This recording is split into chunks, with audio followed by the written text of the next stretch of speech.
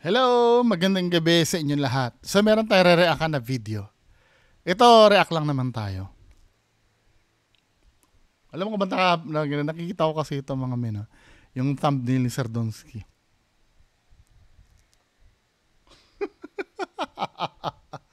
Anyway, mga kababayan ko, dito medyo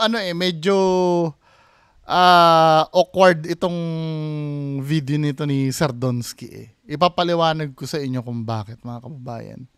'Di ba dito kasi sa video na to, nag-uusap kaming dalawa ni Sirleaf Ocampo. 'Di ba? Kasi pinag-uusapan namin to eh. Wait lang ha. Ayusin ko lang.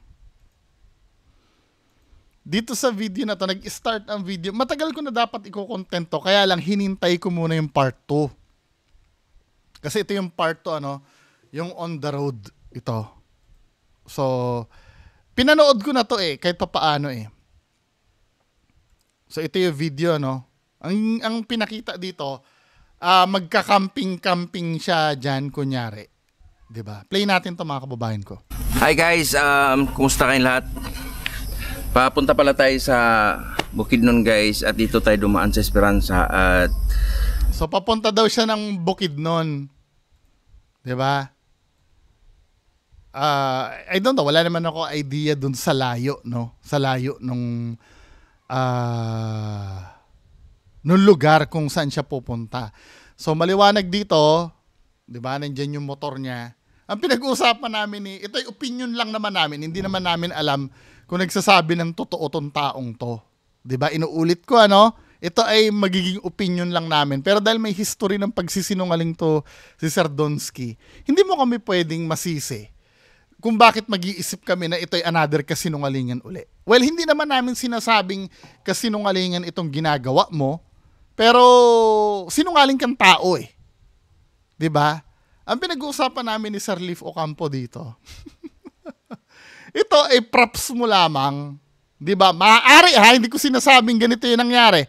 Maaari may nag-sponsor na naman sa'yo na instead gastusin mo yung pera, nagpalabas ka kunyari na mag-explore ka. Ang ginawa mo, nagpark ka ng motor dyan para ipakita no kunyari, bibiyahe ka, tapos magka-camping ka, 'di ba? Diyan sa lugar na yan, na hindi naman namin alam kung saan yan. So makikita niyo yung likod niyan, yan ay may saging, 'di ba? May nyog ba? Ayan may nyog nga. 'Di ba? Then panoorin natin, mga kababayan ko. mahaba-haba din yung biyahe natin. 'Di ba? Kaya sinasabi niya yan na mahaba-haba yung biyahe.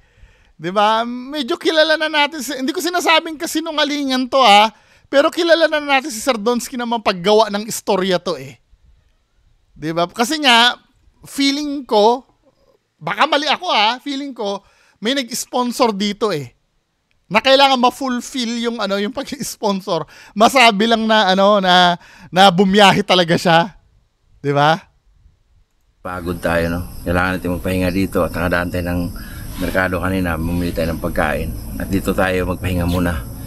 At yung pupuntahan natin ng doon guys, yun yung na-request sa atin, na sabi ko na nga ba basta ni-request na yan, ibig sabihin may nag-sponsor dyan. area doon na sige, mag-imbento ka, nag-iimbento kami sige, mag-isip ka ng istorya na may area doon, di ba? may area doon na sige, isip, anong kwento? may nirip daw, tapos may nirip daw nagpaparamdam. Minsan nga daw yung mga just imagine, na-rape lang magpaparamdam na yun ni rape, di ba? Hindi pa napapatay, nagpaparamdam na agad. dumadaan doon papakita pa talaga. Kung gaano katotoo ang mga kwento na yun guys, pupuntahan na natin ang solo exploration. Pero hapon na ngayon at napagod din ako sa biyahe, kaya stop over muna tayo dito. At siguro mamaya, siguro mga alas 8 or alas 9, tuloy tayo sa biyahe. Napapansin niyo yung background music, 'di ba? So, parang video kay yun, men eh. biyahe, no? At dito guys, malapit lang to sa kalsada. Naks! Sinasabi niya malapit sa kalsada daw, no? Pero naririnig niyo yung background, may parang bidyokehan. May naririnig kayong mga sasakyan. Kaya dito tayo Nasa na sasakyan, bidyoke yung naririnig namin eh. camping muna tayo dito. Pinapalabas niya na dapat i-video mo yung kalsada. 'Di ba? Malay lang namin kung sa likod bahay mo yan eh. Malay lang namin ha. Hindi ko sinasabing sa likod bahay ka, 'di ba? Pero malay namin na mamaya sa likod bahay ka lang diyan na dinisplay mo lang diyan kunyari yung motor mo na kunyari lumalakbay ka na hindi naman. Mag-sit up tayo guys. Tara. May history ka na kasi ng panloloko eh. Katulad nung kinuwento ni Ma'am Parisiana, 'di ba? Ang bilin sa iyo bigyan ng manok si Johan. Ang ginawa mo, kumuha ka ng random manok, binigay mo kay Johan, pinabitbit mo, pinicturan mo. Tapos yun ang pinasa mo kay Ma'am Parisiana. Yung mga style mong ganyan, men eh. Ano ba? Pero inuulit ko ha, hindi ko sinasabing inimbento mo lang to, kaya lang nakakadala namin eh. Ang daming red flag nitong video mo. Yan o. Papakit. Nilalagyan ng background music para hindi nyo marinig yung video sa background. Or yung sounds. Nilalagyan niya ng sounds eh para hindi nyo talaga naririnig yung kantahan. So, diyan mag-set up siya ng tent dyan, di ba? Para sabihin na nag-camping siya.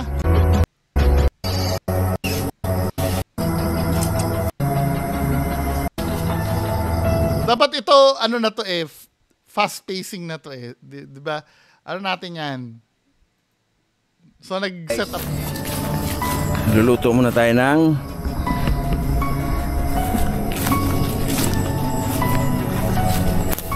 canton. Ito yung lutuan natin guys. Alam mo, for me, no, mas convenient nagbaon ka na lang ng ng yung lutong kanin na or yung lutong pagkain na. Kung magbabaon ka man, hindi naman ganun katagalan siguro yung biyahe mo.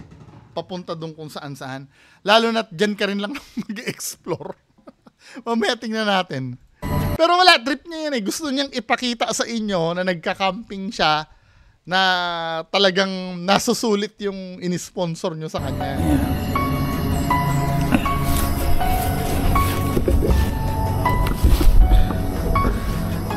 Sa mga magtatanong guys kung saan makabili ng ganito guys, nasa TikTok po. Yan.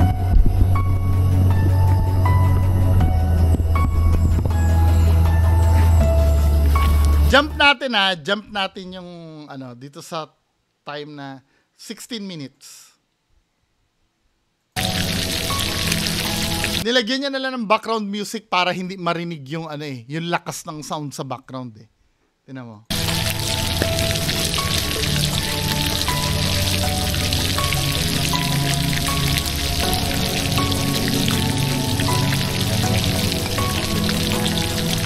Itong pork natin guys, marinate na rin to.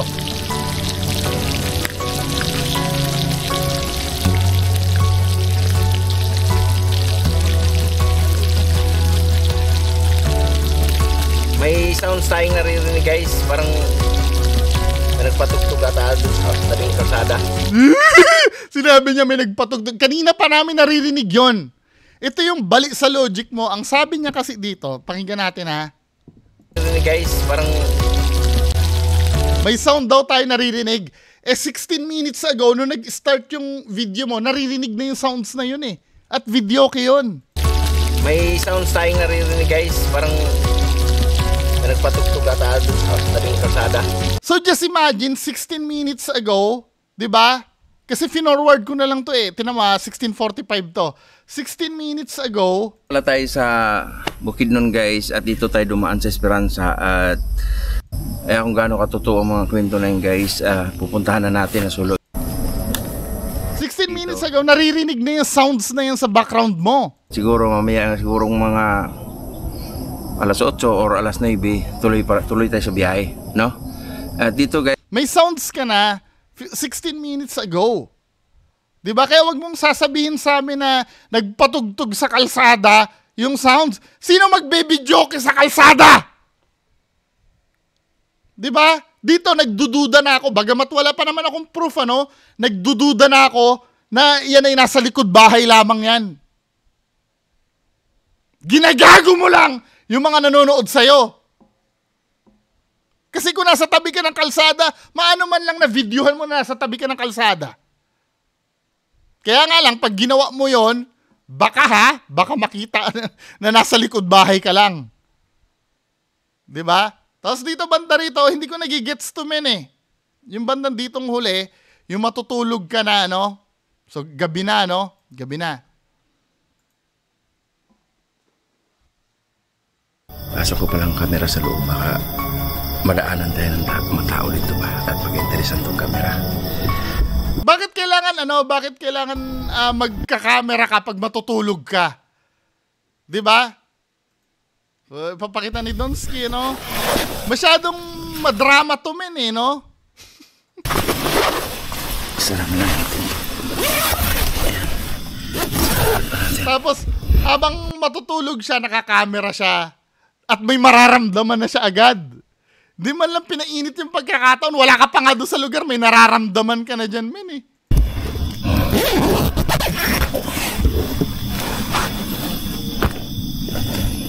May nakapasok na lamok. Ayan. Pasok na lamok.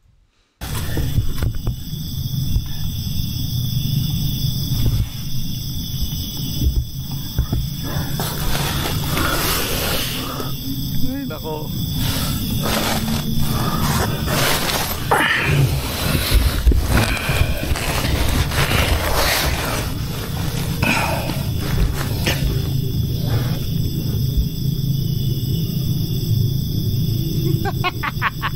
Matutulog may Sorry guys. may camera. Ano naman tayo magpatsilya na lang. Kasi tayo dito. Anti-self-defense. Yan. Anti-self-defense daw.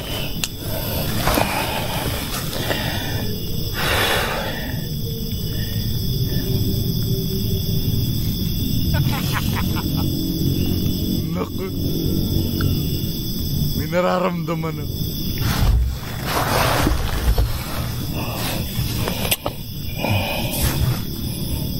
Bumubuelo siya na sabi na may nararamdaman siya sa labas. Talaga naka-video habang natutulog siya, no?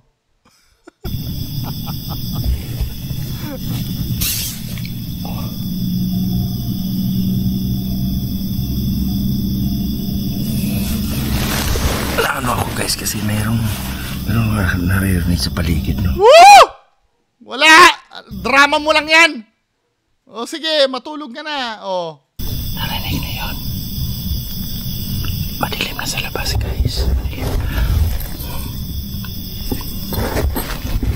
Wala, drama lang yan. O, next episode tayo, next episode. So, ito yung continuation, ano? Diba? Wala naman tayo napanood na nag-travel ka eh. So, susunod na video mo, ang title ay Binaboy na pinatay pa nagmulto. O, ito yung may mga red flag ka dito sa videos mo, men. Itong video na to, halatang minadali mo to. Halatang minadali mo tong video na to. If I know nga, after mong magdadrama-drama na kunyari natulog ka, bumangon ka na agad, nag-e-explore ka na, same lugar pa rin eh. Diba? Tayo. At nakaidlip naman ako doon kahit doon, pero dyan lang yun. Bisa niyang lahat. Ginabi talaga tayo, no? Kasi kanina talagang pagod na ako sa biyahe. Tapos yun, nagcamping tayo. At nakaidlip naman ako doon kahit may mga something na naglalakad-lakad sa ating paidlip ako doon sa tent. Ngayon guys, nandito na tayo sa area. Lalakarin lang natin konti, no? At ang area na yan ay talagang dito na tayo sa area na kung saan din ako nag-camping, na pinalabas ko lang kunyari na sinabi nila dito na meron daw panggagahasa ng nangyayari at yun nga nagmumulto. At ituturo ko rin sa inyo kasi yung nagsabi sa atin doon lang sabi ko sa kanya na huwag kang sasama, ako na lang. Oh, kung hindi sumama yung nagsabi sa'yo, paano mo nalalaman yung exact location dyan? Kung saan nangyari yun, hindi sumama sa'yo. Pwede bang ikwento lang yun, mga kababayan ko? Wait lang ha, ito ha. Kukunin ko yung timestamp dito. Meron ako ni-record na timestamp dito eh.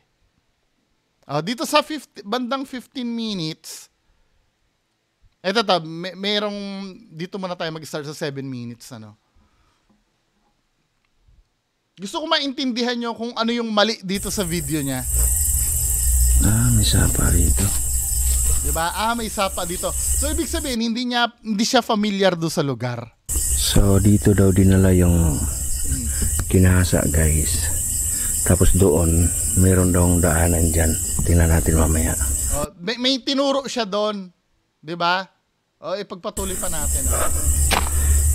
Alam na, first time niyang makapunta doon sa lugar. Paano ko nasabing first time? Sinabi niya, ay may sapa pala dito. So, ibig sabihin, hindi niya alam na may sapa doon. At nagtuturo siya doon ng mga lugar. Alam na alam niya yung lugar eh. Conflicting yung mga statement niya eh. Ayaw niyang pasamahin yung nagturo sa kanya. Pero at the same time, alam na alam niya kung saan nangyayari yung mga pangyayari. Tama ba? Dito nangyari ginahasa. Dito rin pinatay. O di ba? Bakit alam mo diyan? Hindi naman mo sinama yung nagturo sa iyo eh. Paano niya nalalaman na diyan nangyari yon? Hindi, tatanungin ko kayo.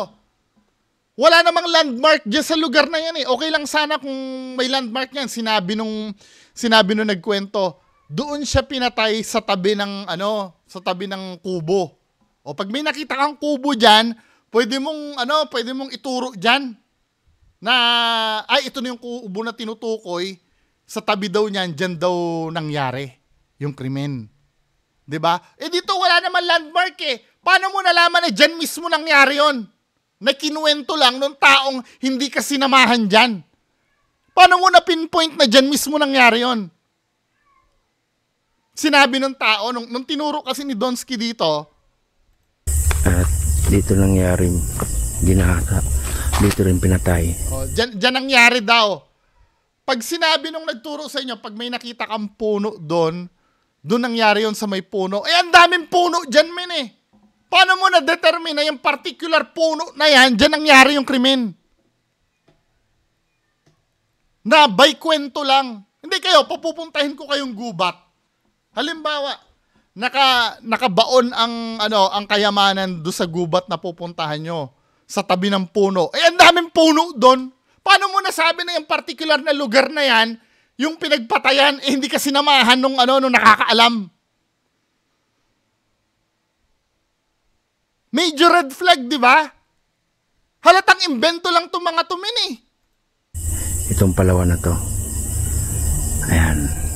Paano mo nalaman? Hindi mo nga pinasama dyan yung nakakaalam eh. Hindi mo lang naituro sa'yo kung saan banda dyan. Tapos ikaw, first time mo makapunta dyan, alam mo na agad kung saan pinatay? Ano ka, psychic? Try natin.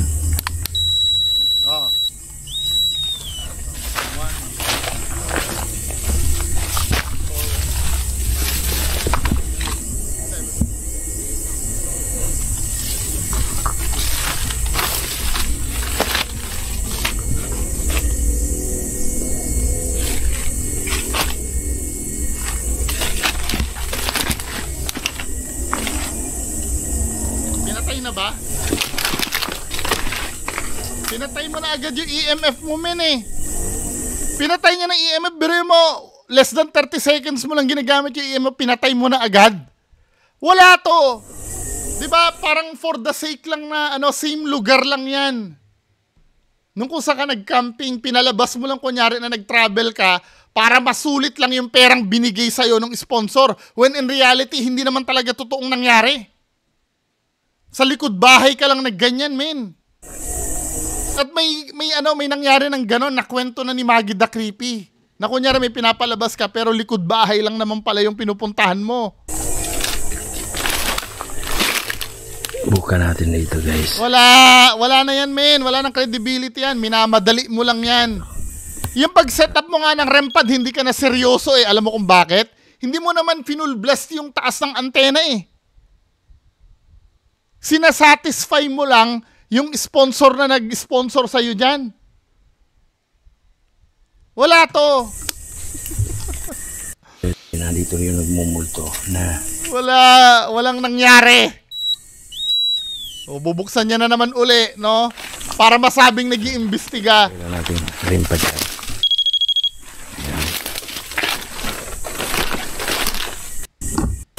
Bakit tayo?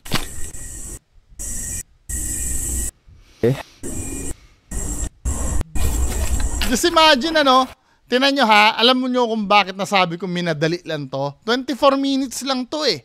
Pero yung yung average time ng vlog ni Donsky, alam ko inaabot to ng 40 minutes eh.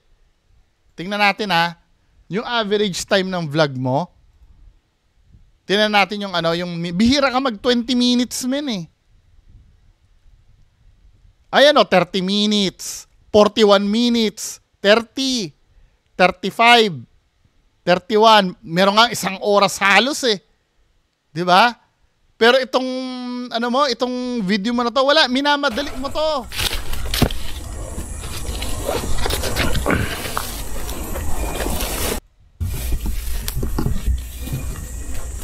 Ikot-ikot lang, 'di ba?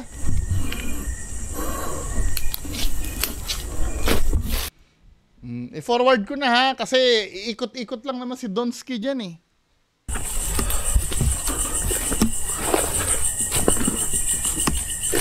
Diba? Yan yung mga nyog, yung mga puno ng saging, oh. Kung saan ka nag-camping, bira ka. Forward na natin. Tapusin na natin to. Anong klaseng ibon yan? Wala. Ano mo lang, nabibigyan mo lang ng meaning, eh. Akala ko nakatingin siya sa akin, guys. Wala. Oh, matatapos na tayo? Tapos na? Nasulit na! Nasulit na yung yung binigay ng sponsor na pera. Ayan na yung pera nyo. Walang kwenta! Magkano pinadala nyo? 10,000? Ayan na yung 10,000 nyo. 2 video lang na na paikot-ikot doon na hindi naman sineryoso. Magpapaalam na tayo. Paalam na tayo. Yun na, di ba?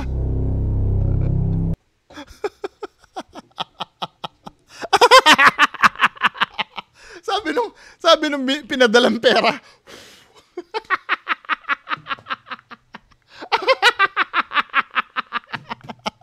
Padala pa kayo. Di ba? Gagaguhin lang kayo ng gagaguhin. Yun ang sinasabi ko sa inyo eh. Di ba? Bihirang buhay to. Di ba pinakita nagka-camping? Oh, yan yung pinadala kong pera. Nag-camping. Di ba? Pinambili ng pagkain. At nag-explore doon. Sulit ba? Padala uli tayo.